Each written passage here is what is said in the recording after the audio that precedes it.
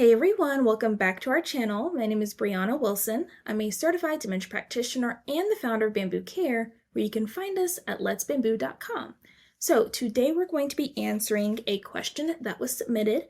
If you have a question of your own, please feel free to leave it down below in the comment section. If you would like to be more anonymous, you can always contact us through our website, okay? But for the month of April, we've been talking about all things end of life and hospice care. And so what I'll do is link in the eye in the sky some of the podcast episodes and videos that we've done covering this topic. But if you would like to see everything that we've talked about and even more good content, then I highly recommend that you join us inside of the Treehouse. So if you aren't familiar with what the Treehouse is, it is the ultimate dementia care resource library for dementia caregivers. It has everything from podcasts, videos, blogs, activities, printables, webinars, product recommendations, everything, okay? All in one place. So if you want to join us, you can join us at letsbamboo.com/treehouse, okay? So let's go ahead and get into this question. So the question is a loved one only allowed to go into hospice once?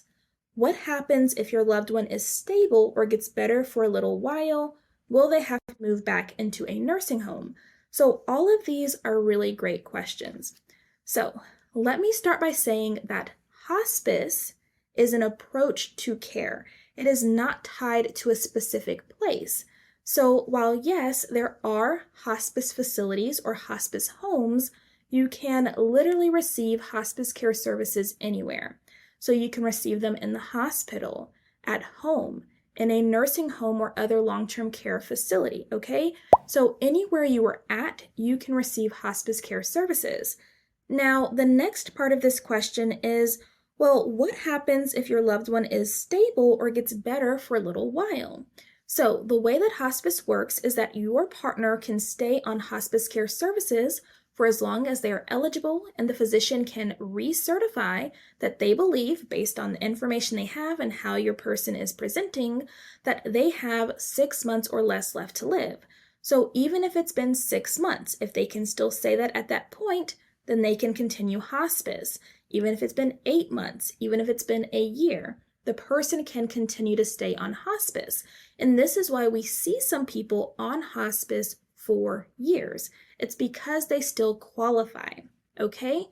But let's say that the person's condition improves and they stabilize, and the hospice determines, you know what, we actually don't think that they have 6 months or less left to live anymore. We think that they're going to live longer than that now. They're doing really good. Then what's going to happen is they're going to be discharged from hospice. It's called graduating hospice. And some of the things that comes with that is that, of course, the whole hospice care support system is going to be withdrawn. And a big part of that sometimes caregivers don't realize is the equipment will also likely be taken back. And a big one is the hospital bed, okay? So if your person is discharged from hospice, you will likely have to give that hospital bed back. Bedside commode back, and any other equipment they want back, you have to give it back, okay? But there are some other options. So the person can be enrolled in palliative care services, which still prioritizes comfort and quality of life, because even though your partner has gotten better, they still may have some symptoms that need to be managed, and the perfect way to do that is through palliative care. You can also still get some of the equipment back, but you would go through your insurance again, right? But this time, instead of 100% of the equipment being covered, it's probably going to be like an 80-20% split. So the insurance company will cover 80%, and then you'll have to cover the 20% if they approve that item. Now, as far as where the person would go once they're discharged from hospice care services, unless the person is in the hospital or a hospice care facility or hospice home, then they would just stay where they're at. But let's say they're in the hospital. If their condition has improved enough to also be discharged from the hospital, then they may be sent to rehab or they may be sent home.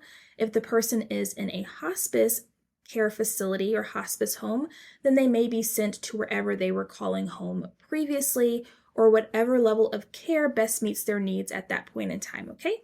And then the last part of their question is a loved one only allowed to go into hospice once? So luckily, hospice is not a benefit that you can exhaust, that can run out. So whenever the person qualifies for hospice again, they can elect the benefit again, okay? So there is no max number of times that a person can be put on hospice. So if they qualify for hospice and they meet all the criteria and the physician can certify, usually it's 2 physicians that do that initial certification, but as long as they can certify that they now believe that the person has 6 months or less left to live, they can go back on hospice. If their condition improves and it's no longer thought to be 6 months or less left to live, then they'll be discharged again, and so forth. But the person can literally go back onto hospice however many times as long as they are eligible, okay? So I hope that answers all your questions. Like I said, if anyone else has any questions or follow-up questions to what I just talked about, please feel free to ask. And until next time, bye guys.